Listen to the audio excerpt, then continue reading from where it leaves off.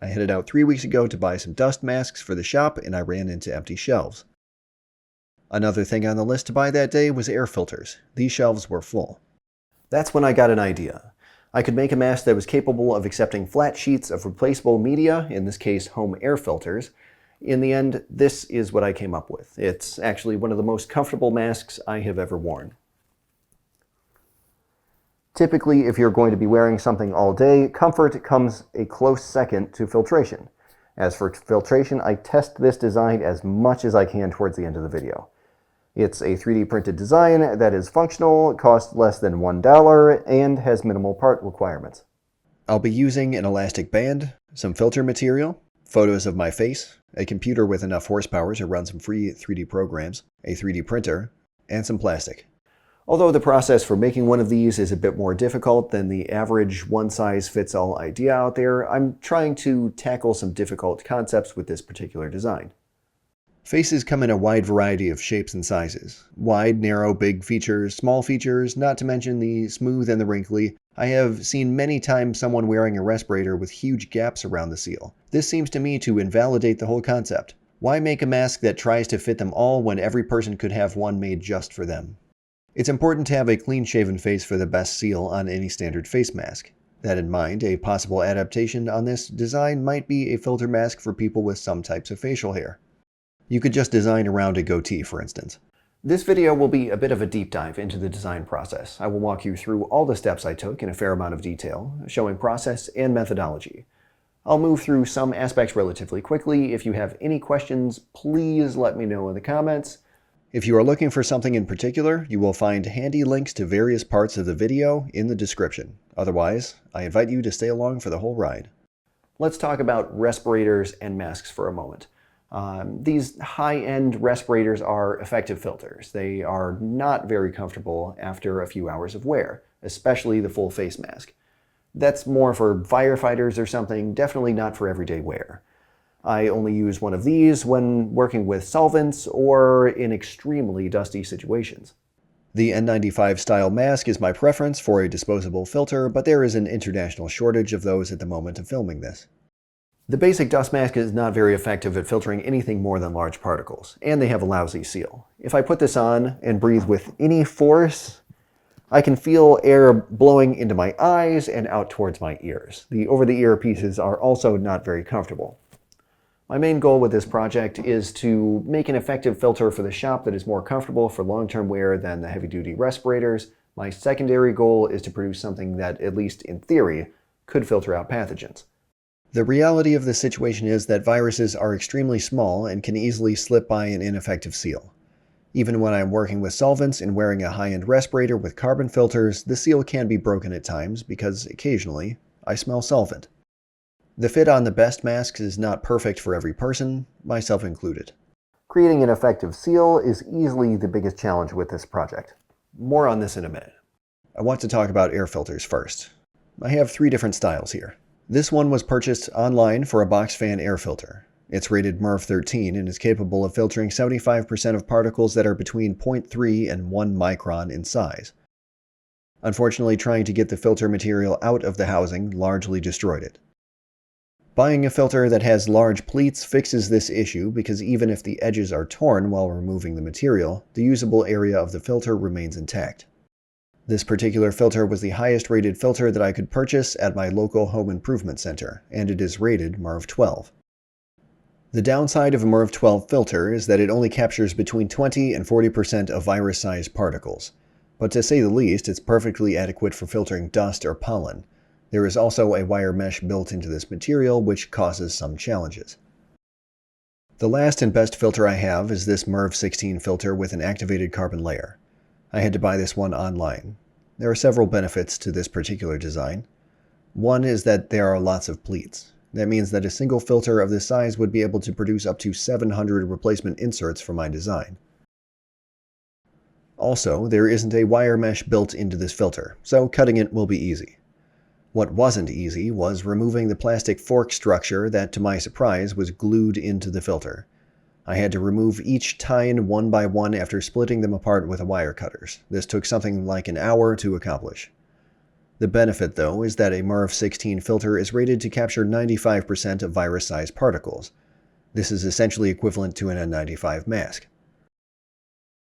It seems like an air filter like this might actually be the perfect choice, but I haven't bought one to find out.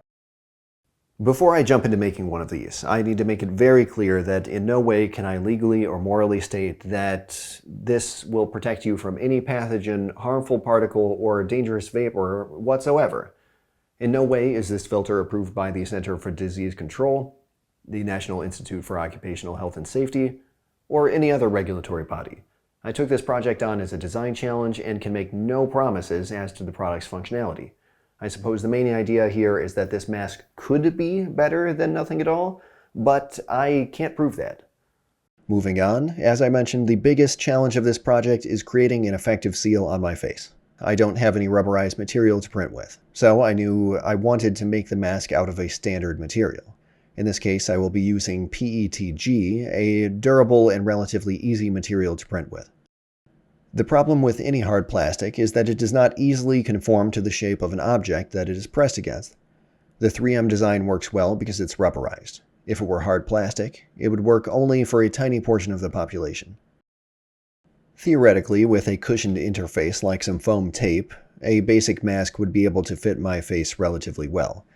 However, the open cell structure would get dirty and not be easy to clean. Foam tape also creates an opportunity for gaps in the seal. The edges of the mask undulate with convex and concave curvature. Getting a piece of foam tape or weather stripping to adhere lastingly to a shape like this is problematic. It could be glued into place, but I decided to skip it entirely. For today, rather than trying to go the one-size-fits-all direction, I chose to make a mask for my face in particular. I will provide a link in the description to what I came up with. I will show you throughout the video how you could make one of your own. Now, on with the build. In order to get a hard surface to connect with my face well enough to form a good seal, I had a few options. With my direction in mind, I knew I would need a relatively accurate 3D model of my face. iPhones that are newer than version 10 have a depth sensor on the forward-facing camera. This can be used by specialty apps to create a 3D model to work with. I do not own an iPhone, and most of the people I know have an older model. In the future, this will likely be a feature on all smartphones, but we're just not there yet. A standalone 3D scanner would be perfect for this task, but I don't have one of those either. The next thought was to use photogrammetry. This involves taking lots of high-res pictures of an object and feeding them into software to process them. I used 2 programs to attempt this. I tried a free software called Meshroom with scary results, and a pay-per-use program called Reality Capture. In order to get an arguably usable model out of these, I ended up doing 7 different photo shoots with tons of lighting and ridiculous procedures. The main issue seemed to be that I was just moving slightly over the several minutes it took to take the 50 images needed by the software. Professional photogrammetry setups for human models have upwards of 30 DSLR cameras that photograph you from all directions simultaneously to get the best results. The resulting geometry that came out of Reality Capture was full of bumps and oddly shaped triangles. I knew this was going to be an issue when it came to working with this model, so I came up with a new idea. Blender is a free 3D modeling program that has a free plugin called Face Builder. I'll show you quickly how I built my face using these programs. These are really cool pieces of software, and there are a lot more tutorials out there if you want to dive deeper into these. Also, feel free to ask me any questions you may have. Because of the previously mentioned photo shoots, I already had pictures of my face from all directions. So I loaded up Blender and created the basic 3D head with Face Builder. I got the most realistic results by pinning only a few features in each photo to begin with. For instance, the corner of my eyes, mouth, and the bottom of my ears. Things with a definite location, unlike the center of my nose or cheek, for instance. In total, I used about 20 images. Once I got the sample head positioned in each image, I went back and worked in the details gradually from image to image. You can see here how the outline of my face in the photos helps to definitively create the shape of my face.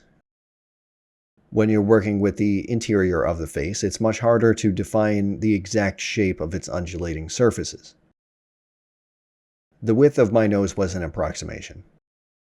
After all was said and done, I got a model that was not an exact likeness. I think that Reality Capture did the best job in that category, but the geometry of the face builder model was significantly better to work with. I brought in my sample mask to get an idea of where I wanted to position it. It can easily be scaled wider or taller to fit different shapes or sizes of head. The mask and the filter cover just need to be scaled uniformly. Also, the filter insert may only be up to 3 or 4 inches in the up direction depending on the chosen media. I subdivided the head to get a similar number of polygons in comparison to the sample mask. Next, I chose a profile shape for the mask using a spline curve. There may be better ways to do this in Blender, but to be honest, this is my first time using it. If you haven't used it before, then take it from me, you can do it too. I tried to center the mask on parts of my face that don't move all that much while I'm talking. I want to have a relatively wide area of contact with my face to prevent any hard edge contact. This will improve the seal and make it more comfortable to wear. So I continued my spline shape around with a gap distance of about 1 centimeter or 3/8 of an inch. After that was done, I closed the shape and then extruded it to be wider than my face. Next, I did a Boolean operation to cut away the desired contact area. The previously modeled interface now comes into play. I deleted part of the old mask to make way for the new.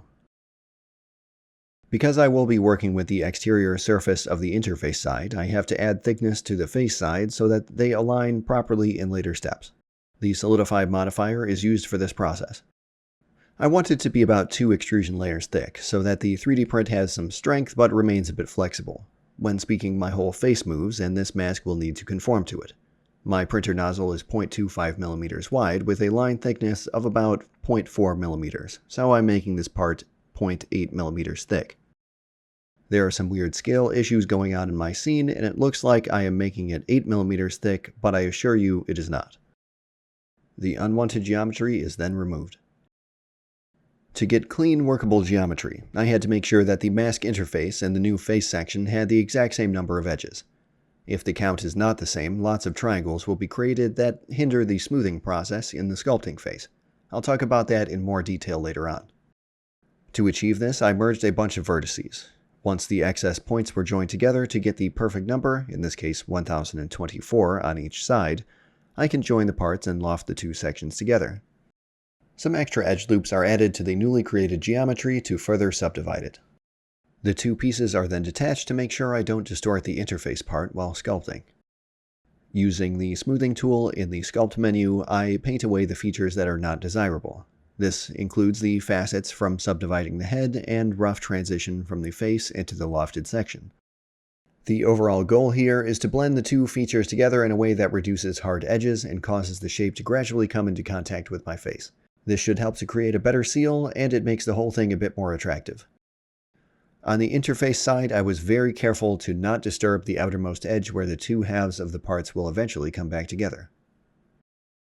As I mentioned earlier, if there are lots of triangles rather than quads in this geometry, the surface will become jagged while smoothing in this step. This can cause printing issues or, in the worst case, problems with the seal. I brought the head model back in to check the clearance on the nose area for further smoothing.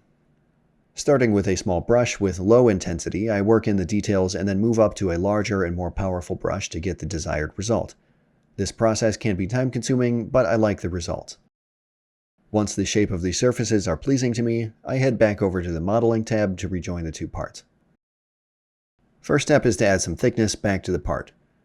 I added the amount that I had previously, but because of all the smoothing, it was now slightly too thick. You can see that it now goes through the surface of my face. I dialed it back to 0.7 millimeters. The areas that were closest to the interface were then deleted, and then I joined the parts together and lofted between them.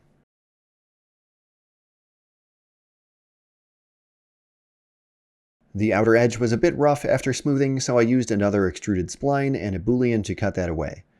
These features may have been so small that they would not even register on the 3D printer, but I wanted to be thorough. I then selected the two remaining edges with some difficulty, and then connected them. Everything looks good, so I duplicate the model and bring it to the center of the world. Then I export as an STL for printing. I brought all the parts into Slicer, including the removal tool and strap locks. I had to scale each part so that they were all the correct size and then slice them with default settings. The scale was increased by a factor of 10. That seems to work just fine, but if a part needs to be scaled by a factor of 100, rounding errors can create fit issues. I'll show an example of that later in the video. I checked the layers just to make sure that the mask is at least 2 layers thick throughout the part.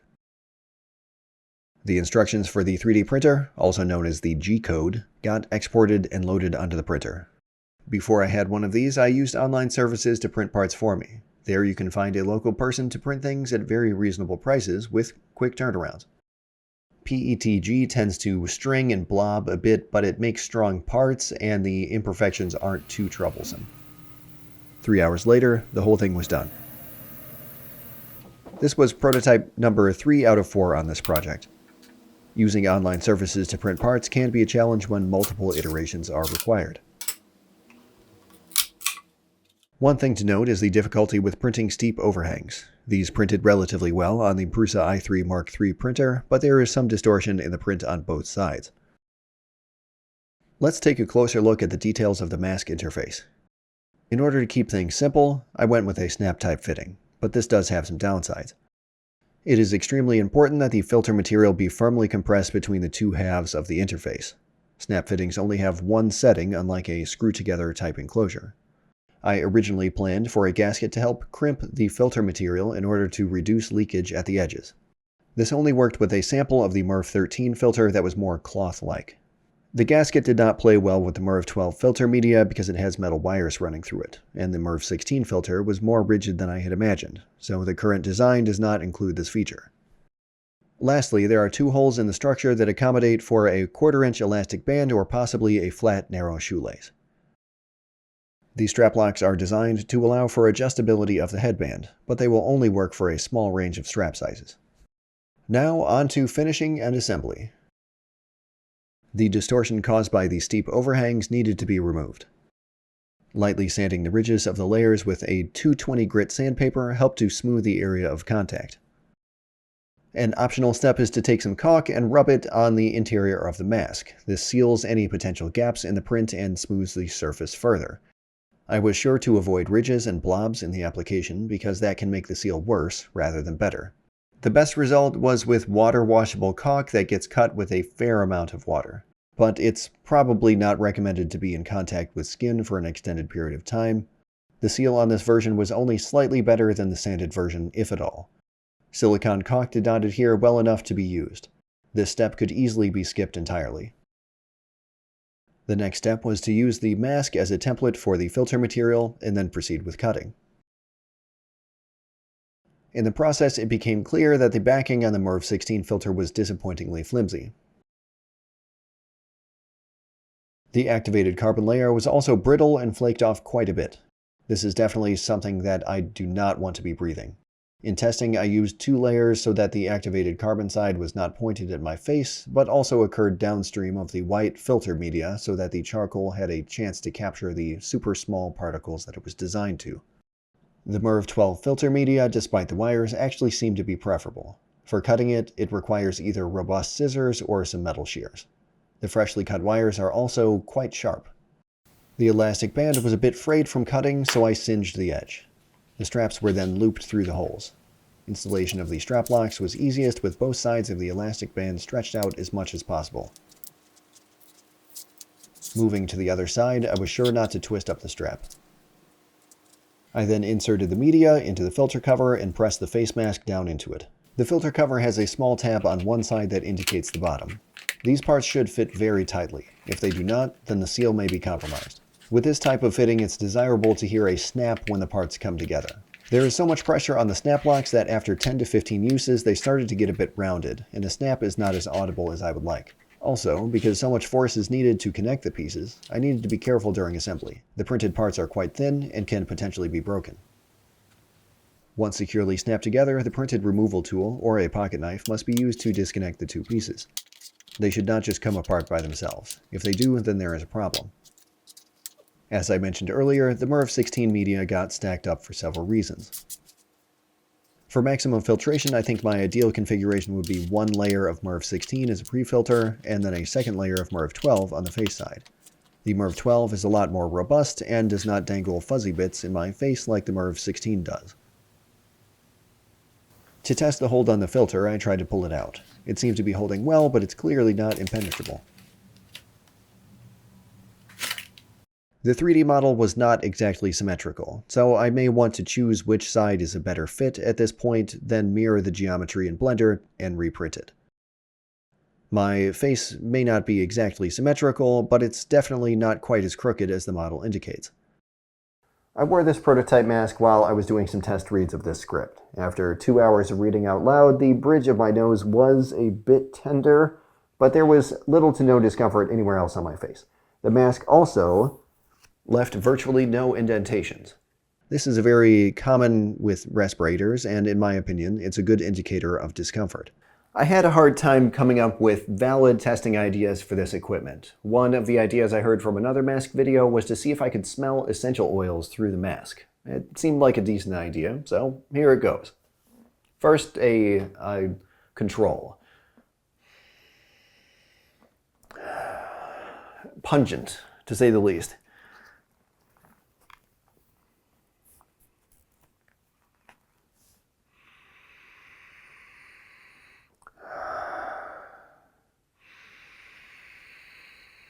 It does take me a moment, but I do get a faint waft of the aroma. And when I first did that, it kind of concerned me. I was like, oh, well, maybe it's not working well. But I decided to test things a little bit further. Here we have our 3M respirator with organic vapor cartridges installed. These are huge activated carbon bricks, basically. So we'll see how this goes.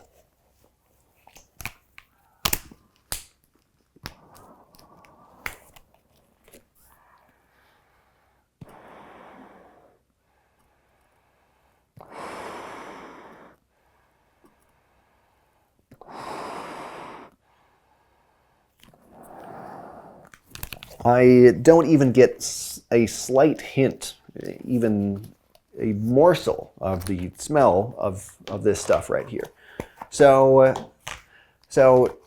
you know, when you think about filter masks, though, this is not what you think of. This is for solvents and things like that. This filters out gas and vapors and things like that. These are P100 3M filters. And they filter out 99.7% of particles in the air. And at that rate, they are literally 5%, approximately, better than an N95 mask. So let's try these.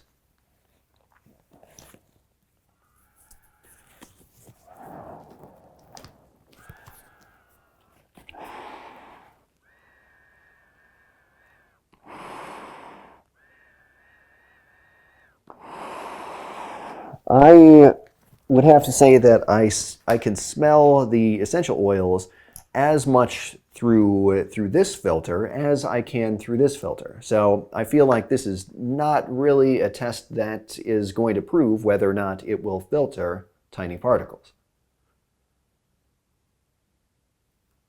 Man, that's strong. Next was the endurance test. I rode 4 miles on my bike. I could definitely feel the resistance of the two MERV 16 filters. I was noticeably more fatigued than I would be under normal conditions.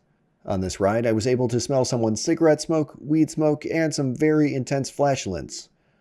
I'm not sure how many microns a fart is, but smoke can be as little as 0.1 microns in size. So smelling these things is not necessarily an indicator that the mask is not filtering properly. I then rode another 4 miles after swapping out the MERV 16s for a MERV 12. My endurance immediately improved. Overall, the fit was good. The weight of the mask is very light at only 8 grams. It didn't move around at all despite the effort, and generally it was quite comfortable. Unlike after the talking test, my nose felt fine afterwards. There was a fair amount of condensation that built up in the mask. It pooled in the low side away from my face. It caused no discomfort, but is worth noting. This is also common with the 3M respirator where condensation can pool in the chin area and also on the out valve. A note on out valves. I dismissed the idea of incorporating one into this concept for simplicity's sake, but now I'm realizing that there is another benefit to having to breathe through the filter both ways. If I were to be wearing a mask in order to prevent transmitting an illness that I have to someone else, an out valve would prevent the filtration process from taking place during exhalation. In conclusion, I feel that this design is overall pretty effective. However, I would consider this a prototype for sure. The snap fitting will wear out over time and potentially compromise the filter seal.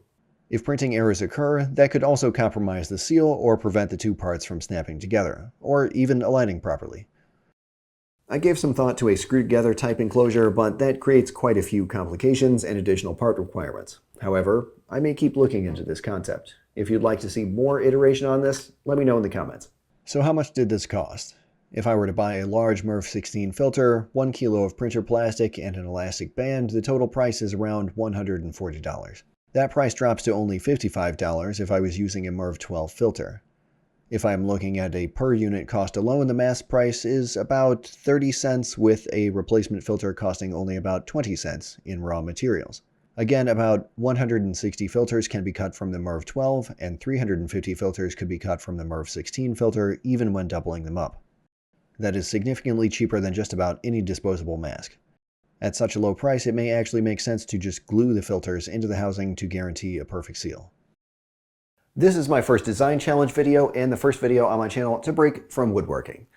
I always intended on this being a multidisciplinary channel, and there are more videos like this on the way. I hope you all enjoyed this one and found it at least entertaining, if not a good opportunity to learn some new things and potentially come up with some ideas of your own. Thanks for watching, and stay safe out there.